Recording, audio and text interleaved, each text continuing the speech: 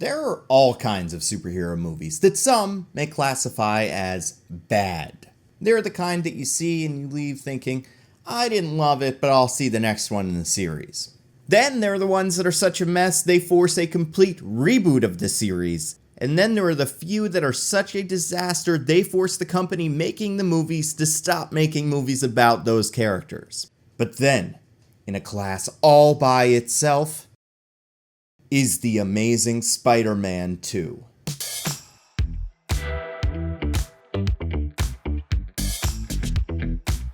Now, there are some good things about The Amazing Spider-Man 2.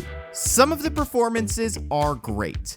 The costume is amazing, and the action is really incredible. I like the fact that Max gets his powers from electric eels and it fixes his teeth. I am here for that kind of stuff.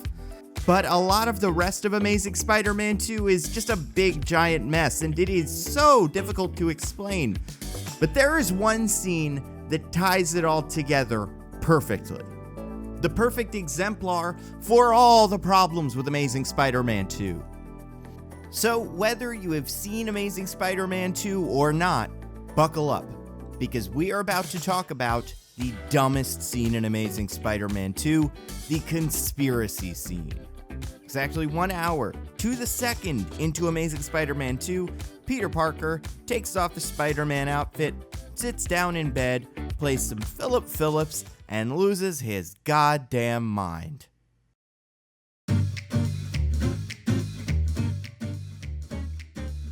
I want to start with the medium stuff, then really, really small stuff, and end with the bigger point, why this actually matters. So how does this scene move the story forward? What new information does it reveal about our main characters? This is the bare minimum for what any individual scene needs to do in any film. Things need to change, and we need to see how that change affects our main characters and what choices they make in response to that change.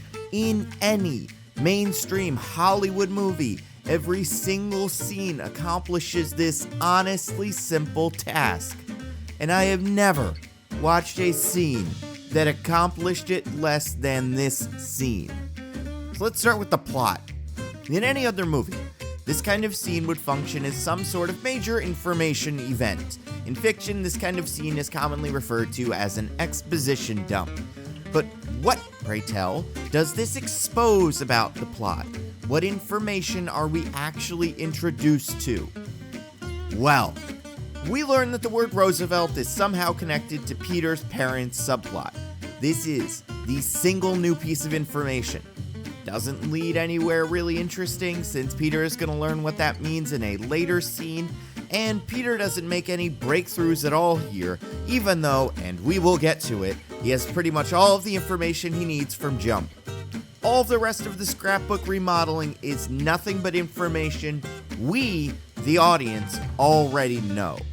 Peter's parents were killed as a result of being involved in some James Bond kind of corporate espionage. Peter doesn't know what happened to his parents. Peter's father worked with Norman Osborn. Nothing new. And hey, I will excuse a pointless minute-and-a-half long scene in a not-so-great 90-minute movie, but Amazing Spider-Man 2 is, for some terrible reason, an unbearable 2 hours and 12 minutes long without counting the credits. So if you are going to make me spend 132 minutes watching your movie, every minute better do something interesting. Otherwise, get rid of that minute. It is 2014, I've got Assassin's Creed Unity to play and Mulaney to watch. The other reason this scene is a narrative mistake is because it makes a mess of an already incredibly messy plot. In 2015, a trove of Sony emails was leaked, including an email one Kevin Feige sent to Amy Pascal. And yes, leaks are bad and they shouldn't happen, and we shouldn't want them to happen because they are bad. However, it happened, so we can't ignore it. You see, Kevin was shown an early cut of Amazing Spider-Man 2, wanted to throw some notes Sony's way. Some big, some small. For instance, one just said, "Don't show New Yorkers looting," which, yeah, Mark Webb, don't do that. And all of Feige's notes are dead on. I'm going to reference a few of them throughout this video, and it helps to hear them in a different voice from mine. So, reading for the role of Kevin Feige in this performance, YouTuber and all-around Marvel shill Alex from High Top Films. Take it away, Alex. There are too many storylines and we need to choose which ones we are focusing on and lift out the other ones, i.e. could reduce Father Arc to just Roosevelt? Harry's story feels like the main plot of the movie. Peter should look into his past because of Harry. Maybe find some photos of them together as kids. Use Obsession Wall to set up this part of his past, not just what happened to his parents. Amazing Spider-Man 2 has an unbelievable amount of plot threads. Here are the big ones and the small ones. A villain named Electro is terrorizing New York City. After their high school graduation, Peter's on-again, off-again girlfriend Gwen may be moving to the UK. Peter's childhood friend Harry returns to New York because Harry's father is dying from a rare blood disease that may be connected to Spider-Man. Peter learns new details about the death of his parents that leads him down a rabbit hole of corporate espionage. Peter, as Spider-Man, needs to juggle his everyday life with stopping various threats to New York in the form of criminals like Alexei Siskevich, aka the Rhino. Aunt May is struggling to make ends meet years after the death of her husband Ben. The Oscorp Board of Directors is making a play to cut Harry out of leadership after his father's death. Peter is haunted by the ghost of Captain Stacy. And the big issue here is that most of these plot threads are unrelated. There are threads about Peter and Gwen, Peter's home life, Harry Osborn, Electro, and the mysteries surrounding Peter's parents' death. On one hand, the fun part of a good Spider-Man story is that everything is going wrong for Peter at the same time. But on the other hand, there's usually some event or character that ties it all together. Like every plot thread in Spider-Man 2 can boil down to Peter is having issues balancing his responsibilities as Spider-Man with the rest of his life as Peter Parker. The conflict comes from Peter needing to split his time and energy between being a superhero and maintaining relationships with Harry, Mary Jane, Aunt May, as well as work and school. That cohesion does not exist in Amazing Spider-Man 2. Everything just kinda happens because it does.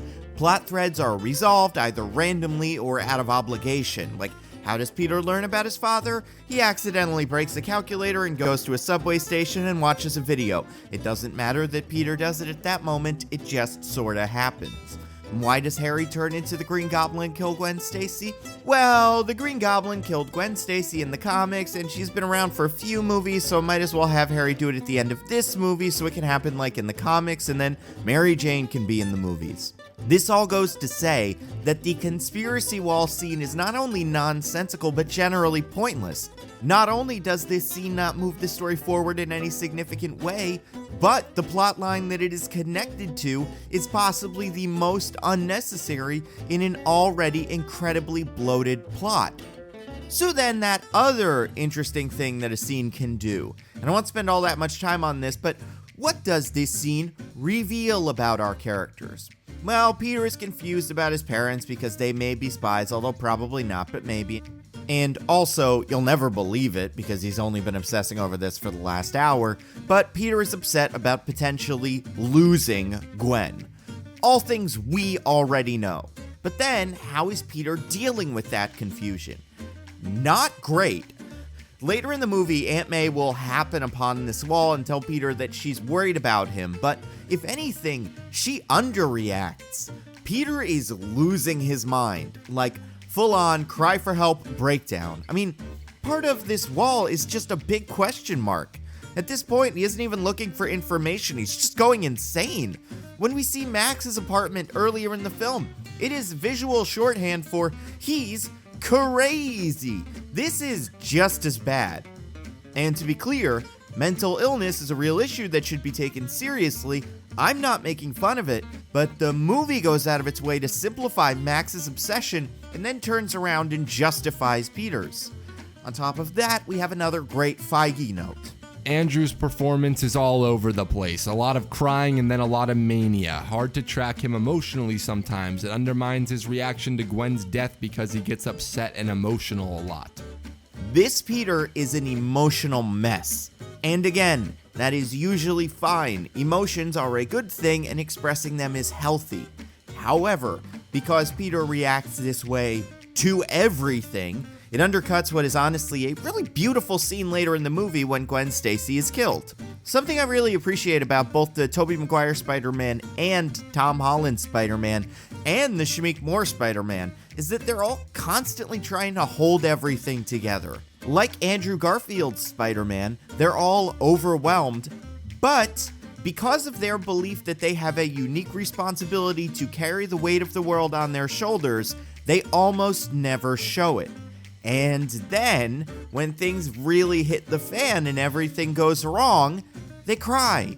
And it means something, because they don't usually behave that way. Spider-Man 3 is the exception, and all the crying is probably one of the biggest problems with that movie.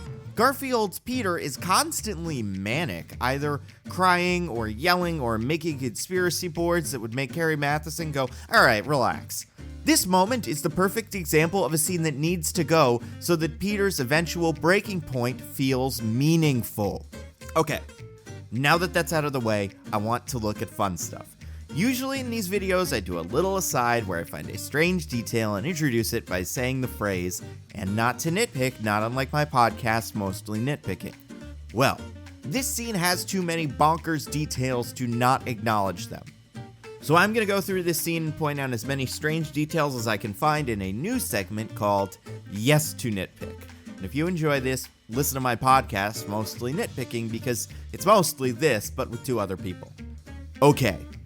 Whoa, Nando, what about us? Yeah, you think just because you're so high and mighty on your YouTube and Patreon empire that you can cut us out? I don't think so, Buster. Oh my goodness. DJ Ann Diggins, co-host of the podcast Mostly Nitpicking. How did you guys get in here? We want to get in on this. Amazing Spider-Man 2 is the most nitpickable movie of all time. I guess that's fair. Okay. So this video is about the dumbest scene in Amazing Spider-Man 2, so of course I'm talking about... The scene where Harry goes to the basement of sequels? Well, no, it's the... That scene with Peter's parents on the plane? Good guess, but no, it's... The credits that set up the Sinister Six movie that never happened? No, it's... Or all of those scenes where Peter and Gwen break up and then immediately get back together and then immediately break up, even though every time it's just Peter's idea, so why can't he just pick one and move on? No. It's the bedroom conspiracy wall scene. So each of you gets one nitpick. And to set the mood, let's play some music that is similar to, but legally distinct from, Philip Phillips's Gone, Gone, Gone. Yeah, that's it. All right, DJ, you go first. What I don't understand about this scene is all of the maps. Peter has maps everywhere. To the right, it looks like he has a map of the Western Hemisphere, including North and South America and possibly Europe. The problem is you cannot see anything on this map. It is covered in tape, it is covered in paper, I think it's covered in something that says The Crash. Additionally, Peter has a map on his ceiling. It's hard to tell what exactly this map is because his lamp is blocking it, but he has managed to trace tape all the way up to his ceiling and put a map up there. Again, I'm not sure what this is for. The tape covers most of his papers and notes, and it's pretty much impossible to tell what this investigation is leading to. Okay, Diggins? So the most insane detail to me has to be that he Googles, "What is Roosevelt?" with 2 question marks? Which, the second question mark is just the most psychotic part of this to me. Like, he thinks that if he adds the second question mark, Google will go, "Oh, yeah, I was just going to return you a bunch of vague results, but the second question mark tells me that this is important, so I got you, fam." But Peter's young, he's intelligent, he presumably knows how Google works. But no, he's just out here Googling a question about an extremely common term, especially in the city of New York, where he has lived his entire life. And just reading the Wikipedia summaries on the Roosevelt Hotel and Roosevelt Island. Like, there's gonna be a sentence in there that says, "Also, this is the location of the secret lab where Peter can find more information about his dad." Instead of Googling, I don't know, Roosevelt Oscorp or something that might actually narrow it down or is vaguely related to anything to do with his dad. But no, I guess he'd rather read about President Franklin D. Roosevelt and then print out a collage of his face and pin it up to his wall? How is that supposed to help this quote-unquote investigation? Alex from High Top had another good one. Peter has super strength. He's able to catch a car in midair, and then in the next scene, He needs to strain to move a desk. But my nitpick is about how the scene starts with Peter focusing on the subway token. He dumps everything out of the bag onto the floor of his room and picks up two things. The note on Oscorp stationery that says Roosevelt at 2 p.m. and a subway token. So, from the start, Peter has the word Roosevelt and the subway token. Now, what Peter is eventually going to discover is that his father and Norman Osborn were working in a secret research facility laboratory thing, and that lab, in the form of a train, happens to be on the same secret subway track that FDR actually in the real world used to get around New York. But even though Peter has the word Roosevelt and a subway token, it does not appear that at any point during the search he is about to do has he looked up the words Roosevelt and subway. Because later on he's going to realize, oh my gosh, that calculator in my dad's bag was actually not a calculator, it was just a case used to hold these subway tokens. Which I guess are magic subway tokens or something like that. But either way, then he goes, oh, the subway tokens, they're important. Let's look up Roosevelt plus subway plus D-train, which is a small bit of information he gets from Aunt May. This train has nothing to do with the D-train. This information will not help him find this secret subway station. In fact, if you Google Roosevelt and subway now, once you get past articles about The Amazing Spider-Man 2, you get articles about the real secret train station. So it seems like Peter could have skipped all of this if he just Googled Roosevelt subway. Well, that was great. All right, time for you guys to go. No, please, don't send us back to the void. I don't make the rules. By DJ and Diggins, who can be found on Twitter. DJ is at ZippyByDay, and Diggins is at This Is An Odd Name. Follow them. So finally, let's talk about the big problem with the conspiracy wall scene. This scene, and the plot surrounding it, breaks the cardinal rule of Spider-Man. I will let Kevin take this one. Not sure what Peter learns at Roosevelt is entirely correct. We're distracted by the idea that Peter becomes Spider-Man because of his father's blood. All this special backstory with super scientist dad fights with the idea that Peter is a normal kid from Queens who becomes the greatest superhero in the world. Spider-Man should be anyone. Anyone can wear the mask. You don't need to be a super genius or rich or royalty. Spider-Man is just a kid who gets bitten by a radioactive spider and becomes a superhero. His averageness is what makes him interesting. Hell, Spider-Man was one of the first superheroes who wore a full mask, like was covered from head to toe. Any boy, regardless of skin color, could watch Spider-Man swing around New York City and think, that's me. And that's probably a huge part of why the character has endured as long as Spider-Man has. Spider-Man remains one of the most relatable superheroes. He's got money problems, girl problems. He's just like us. We can see ourselves in his shoes. But that all goes out the window when it turns out Peter is only Spider-Man because of a big old helping of destiny. It turns out, not only do you need to be bitten by a radioactive spider, but you need to be part of the Parker bloodline. Literally, no living soul but Peter could be Spider-Man. It is the opposite of everything that is relatable about the character. And the scene where Peter makes his conspiracy wall is the perfect representation of why Amazing Spider-Man 2 and the Amazing Spider-Man series did not work. Peter has just met his old friend, is having problems with Gwen, and just fought a man who had complete control over electricity. Yet, the plot pauses to consider how special Peter is, how his parents and his blood make him Spider-Man, and how that mystery is really at the core of the story, not Peter's relationship with Gwen or Harry, his destiny. So, oh yeah, if I could make one small change, lose the parents. Cut this scene and the scene with May out. They both stopped the movie dead in their tracks anyway, and then cut out Roosevelt. Peter has more than enough to deal with between Harry, Electro, and Gwen. I guess as a rule of thumb, the less destiny you have in your Spider-Man movie, the better.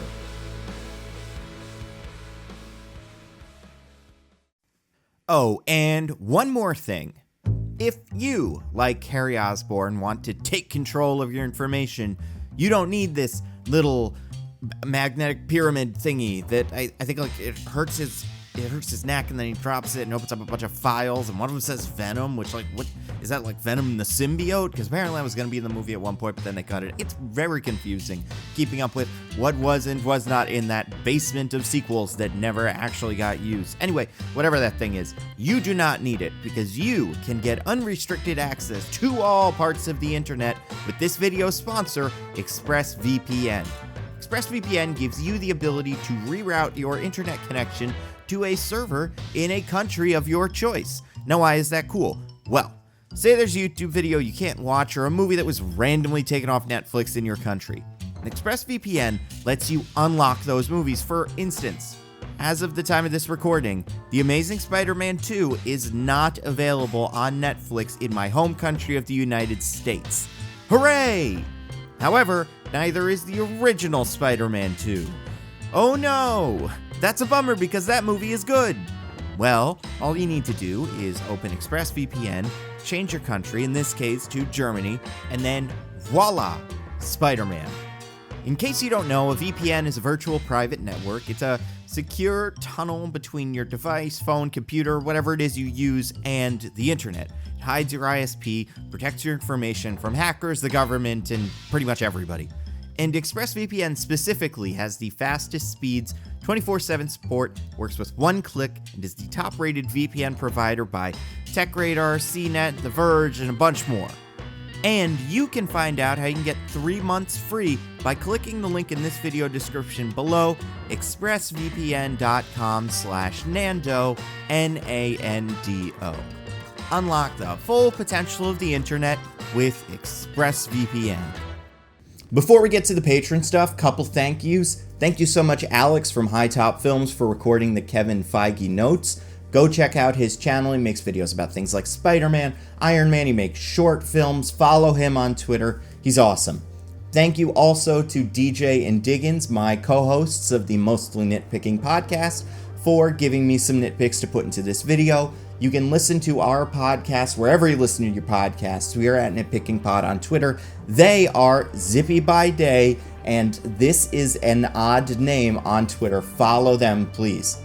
Also, as always, I have to thank my patrons. You guys are the best. If you want to see your name up here, get access to videos early, other cool stuff, throw in literally any amount of money at patreon.com/NandoVMovies. May's patron-exclusive whiteboard video was a book report on Michael Crichton's The Andromeda Strain, talking about what I would change if I wanted to make it into a movie. That was a lot of fun. Pretty sure I'm going to do some sort of book club in the future. It's probably going to be a slightly higher patron tier. Every month we will read a comic book run or a graphic novel and then just talk about it in a pretty informal setting.